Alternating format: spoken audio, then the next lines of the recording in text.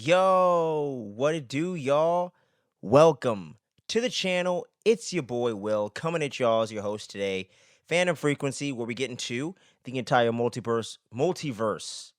You know what I'm saying? Of pop culture, movies, TV, anime, comic books, wrestling. We talk about it. Anything and all the above around these parts. Click those buttons below the video. We appreciate all of your support. But we're going to be getting into some horror goodness today, and aptly titled for the season. It technically is going to be right after the holiday, but I don't give a fuck. It's Thanksgiving anyway. We're talking about Eli Roth's latest film, Thanksgiving. After 15 long years of waiting, the fake horror trailer has now become a full-fledged, full feature film. Eli Roth did this little fake trailer in Quentin Tarantino and Robert Rodriguez's double feature Grindhouse back in 2007. They had all these fake movie trailers, one of those being Machete, which turned into two films, Machete and Machete Kills. You also had this one, Thanksgiving, and you had another one from Rob Zombie as well. I can't remember the premise of that one, but all those have become films except that one. So Rob Zombie, get on it. Let's go.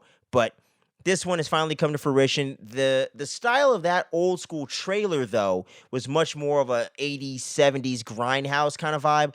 Obviously, for the vibe of the grindhouse, not groundhouse, grindhouse double feature. And of course, with him doing a film in 2023 in a new deck, in a completely 2 decades later almost, in a new time, he kind of goes for like an 80s, 90s style, intentionally so, with updated and modern filming techniques and camera, digital look, and all that stuff. With the social media and modern technology and everything taking and being a part of the film as well. So that's one thing that's a big positive going into this thing. And overall, I really enjoyed this movie. I gotta say that up front. I really dug this film overall. Really good stuff. It does have its issues. It's far from perfect. Most Eli Roth films are like that. I don't think there's necessarily any film in his catalog to me that's truly great. I think they're all good to just okay. I think they all have their flaws.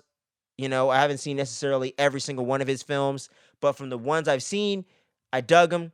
But they do have a lot of the similar issues as the other films, but I do feel like this one is some of his best work yet. So when it comes to my overall positives of the movie, I got to say first and foremost, the kills and the slasher killer himself, John Carver. I absolutely dug the design. Really love the look. I think it definitely has some potential just off of the aesthetics alone to maybe become a horror icon in and of itself, especially if it gets sequels and becomes a full-fledged franchise. But as it stands right now, I dug the character and the killer of John Carver. I dig how he's kind of just back to basics, typical slasher stuff, but really implements the use of modern technology with streaming and cell phones and social media to its advantages and disadvantages. But I love the way aesthetically that it does have a ghost face flavor if it was done today for the first time and there never was a 90s version to compare it to. Because this film definitely is strong with the Scream vibes, but for the most part, it works really well and in its favor. I don't think it's biting off Scream too hard to where it's overly obvious and it's just too much where it doesn't have its own identity. Because this definitely does feel like an Eli Roth film, but it feels like the best parts of an Eli Roth film for the most part. Characters aren't anything to write home about for the most part, but some of the characters I think do shine and do rise above the rest and are pretty well written and pretty well done. Unlike a lot of his other films where I feel like most of the characters aren't that well done necessarily. It's just the overall vibe of the film that you dig the most. Other than maybe Knock Knock, where I did feel bad for Keanu Reeves' character on that one, because come on, who wouldn't do it? Come on, come on. So I do feel bad for him on that one, but when it comes to this movie, Thanksgiving, the kills, the killer of John Carver, well done stuff. Most of the kills are actually practical, so they don't go off and use too much CGI in this film. And the one time they do use CG, it's not terrible. It's not the worst CG I've ever seen in a horror film, but it definitely isn't as well executed. Great idea, but not very well executed if I'm being honest. But getting back to the positives at hand here, for the most part, the kills, well done. Carnage, candy. your core audience just expects it, and we definitely get it in this fucking film.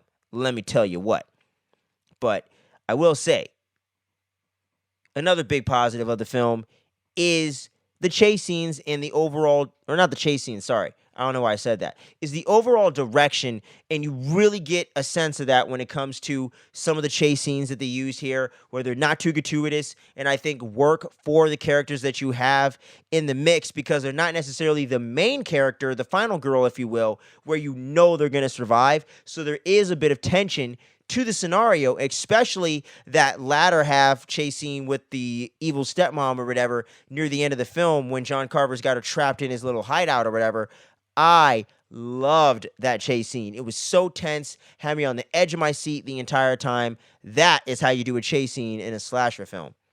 And really, really dug that stuff. And when it comes to the older, more adult characters, thoroughly through the whole film, I thought they were all well acted and really well done. Especially Patrick Dempsey's character, who turns out to be the killer, of course, as we'll get into the killer reveal in a bit.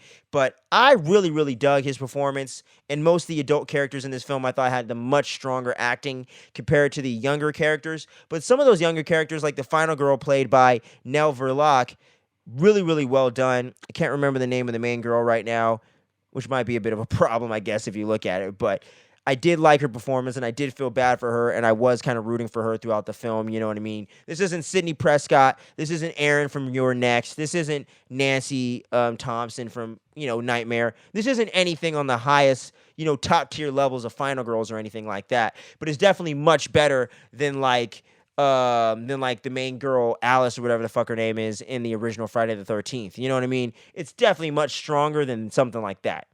But it's not necessarily like the most memorable final girl of all time or the most standout performance or the best character arc, but it's a really good performance from a very capable actress that I think has a bright future ahead of her. And I think you do feel bad for the character, and the fact that the character does feel some kind of guilt and remorse for her actions and how they do affect other characters in the film and have kind of teed off a lot of these events to be going down and for these killings to start happening, I think were pretty well done. Another big positive for the film for me was also the overall pacing of the film. I thought was really well done. It clocks in at around 100 minutes, and I think it always moves at a good clip. It never gets boring. It's never dull. I do think the humor isn't necessarily the best, but at least there's some humor to break the tension, and the film doesn't take itself too seriously to where it starts to get comical in the wrong way or unintentionally. Where they want you to laugh, you laugh. And there were some moments in here, like when homie's setting the table and setting up the stepmom to get cooked and freaking basting her and lathering her up and everything. It was just so uncomfortable, but so funny at the same time. And just certain moments like that I thought were really well done, and some of the puns and things of that nature, and some of the way that they implement the Thanksgiving iconography into the film, and not just the on the nose stuff with the dinner being served at the table near the end of the film with dead bodies and body parts being used and whatnot. No one's fucking a turkey, all right? So get your head out of the gutter. But there are some severed heads and turkey people and whatnot. So they do stay pretty close and true to that original trailer and bringing some of those moments to life. Even chopping dude's head off at the fucking parade straight up comes true, and I loved every second of that. That was great stuff. And the way that he was able to bring back some of those subtle references to that original trailer. For those who know, IYK, YK, you know what I'm saying? If you know, you know. But, yeah, so really good stuff. Some of the more mixed elements for me were the characters. I do think some of the East Coast stereotypes did get a little bit too over the top, a little bit too on the nose for me in certain moments. I did like the Matt Damon lookalike guy. I thought he was good. He was straight up on his... straight up on his Good Will Hunting, if he was just a straight up asshole, not a nice, smart, genius guy. But total young Matt Damon vibes from this dude.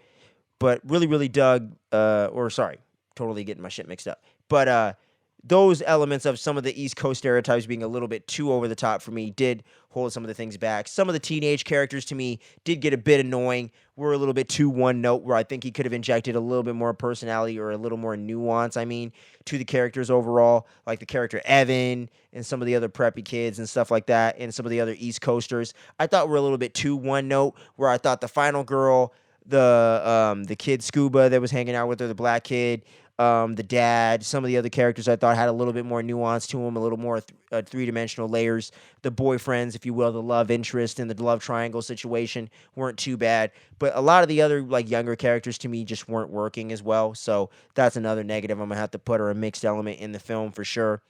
And like I said, some of the humor doesn't necessarily land either. It's a little on the nose sometimes, a little corny.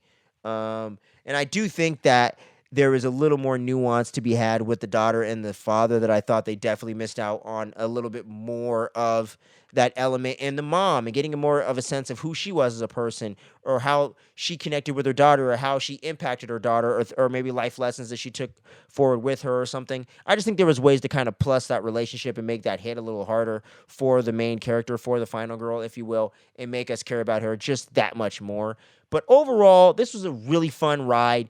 Good kills, good entertainment value. The killer reveal was a decent, kind of saw it coming, but I thought they threw in a nice bit of a motivation that made sense, where I thought they could have definitely developed it a bit more and fleshed it out. It was a motivation that made sense, and I could see a character going through all these steps to do it, and with his resources as the sheriff, I could see him being able to pull this off. So I did like the killer reveal. Didn't think it was the best, but it wasn't the worst. Solid flick. I'm going to give this a 7.5 out of 10.